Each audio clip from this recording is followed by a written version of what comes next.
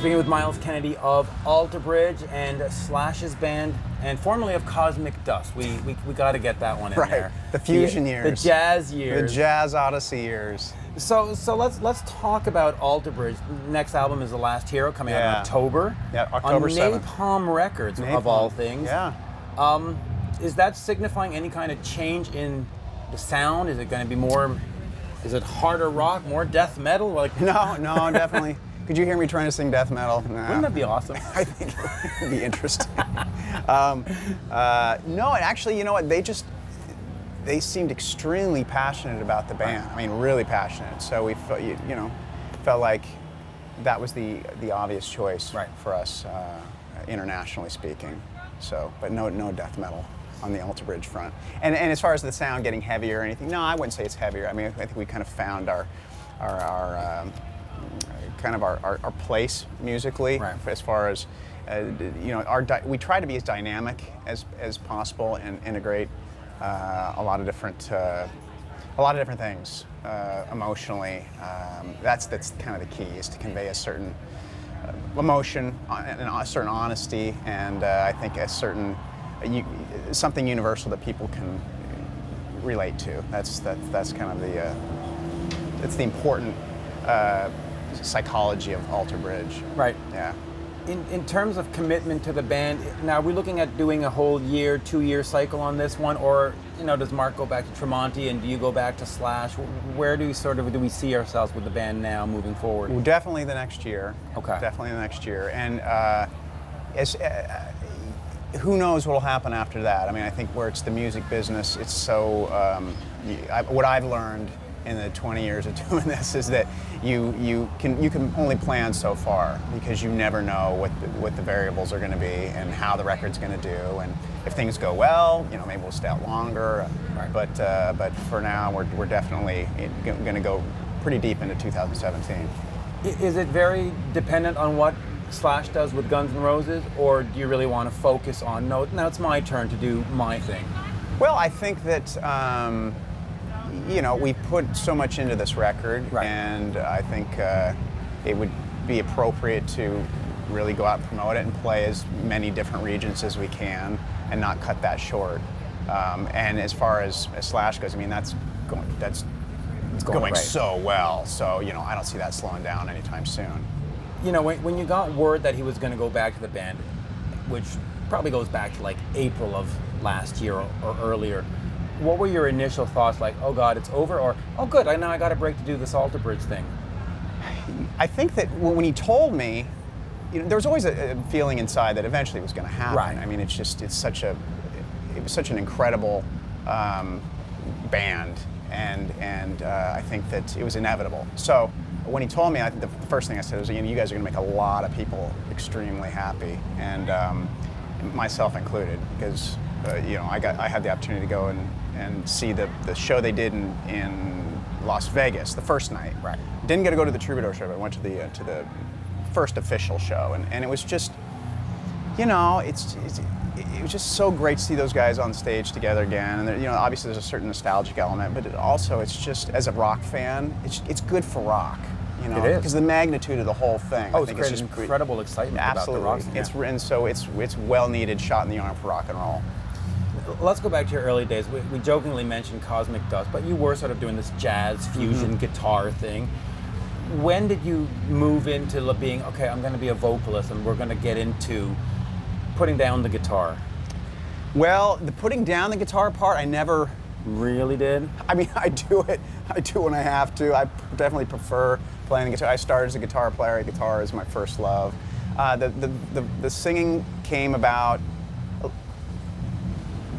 as Cosmic Dust was happening in the early 90s. I'd started another project, and I was writing songs that required having a vocalist, and I couldn't find a singer. So I was just like, well, I think I'll just give this a shot myself, and that's where singing really started for me. It was just, I come from a pretty small town, Spokane, Washington, and there's a finite amount of singers and artists there, so I just said, I'll just do it myself.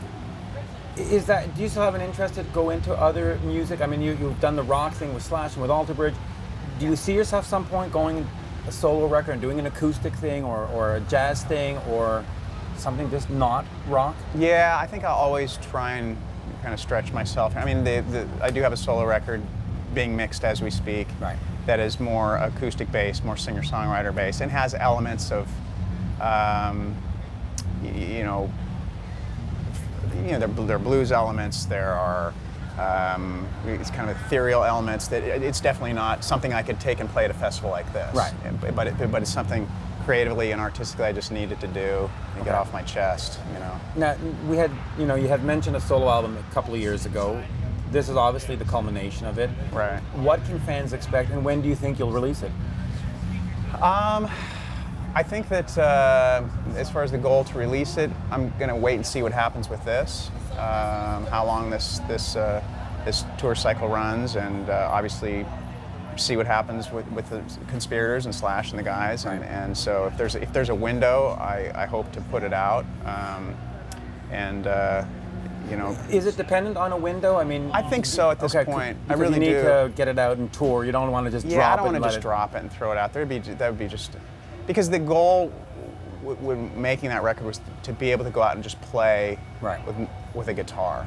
It's just an acoustic guitar myself. Yeah, and just like me against the world. And although I will say I played it for a friend, and he's like, okay, you got in the studio, you do realize that now it's produced to the point you have enough other layers going, you're probably not going to be able to go out and do this with just an acoustic guitar. And I'm like, well, I'm still going to try. I wanted to do that, man. So we'll see. We'll see when we roll it out, I'll do it. It's going to be exciting, yeah. Now, there was also the time where you were out with Led Zeppelin, not out with Led Zeppelin, but let me rephrase that. There were some auditions, I guess, or rehearsals. Talk to me a little bit about that. Just getting in the room with those guys. Do you learn anything from them? Oh God, it's still. I mean, it's been 8 years since that whole thing. Yeah, 2008, 2009. And it still doesn't really seem real, but it did happen. I think that just standing in a room with the guys who essentially wrote the blueprint for what you do is. It's heavy. It's heavy. And when you hear them play the songs that you grew up listening to and were essentially the very pivotal points in your development as far as an artist, and to hear them play that and stand from there, you know, from this distance is really, it's hard to put into words. It's just kind of crazy.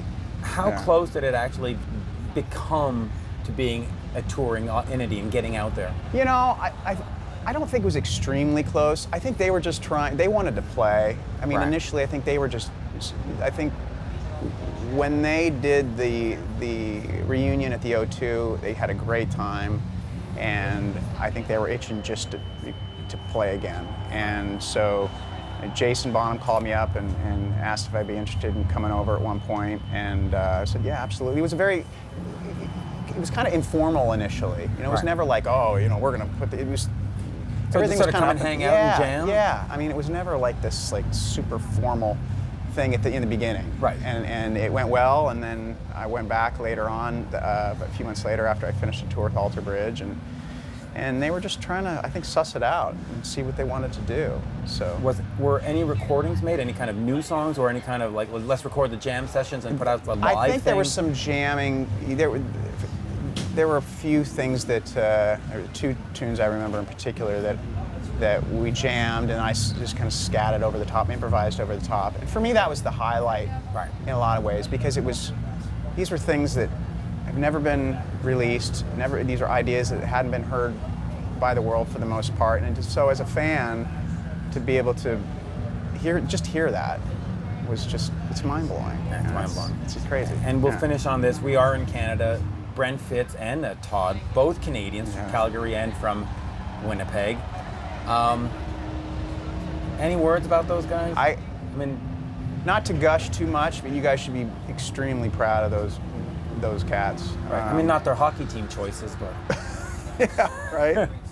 But yeah, I mean, seriously, they're just amazing musicians and great people. You know, there's a story about Brent.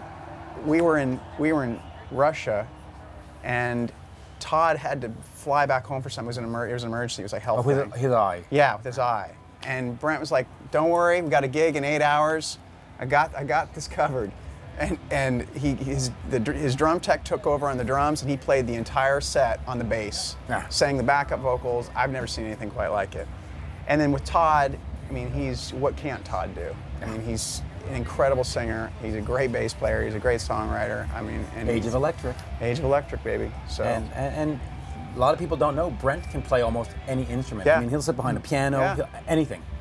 He's really gifted. So Canada, you should be proud of your boys, for sure. Thank you, Myles. Thank you. Thanks, Mitch. Cheers. Pleasure. That was great. All right.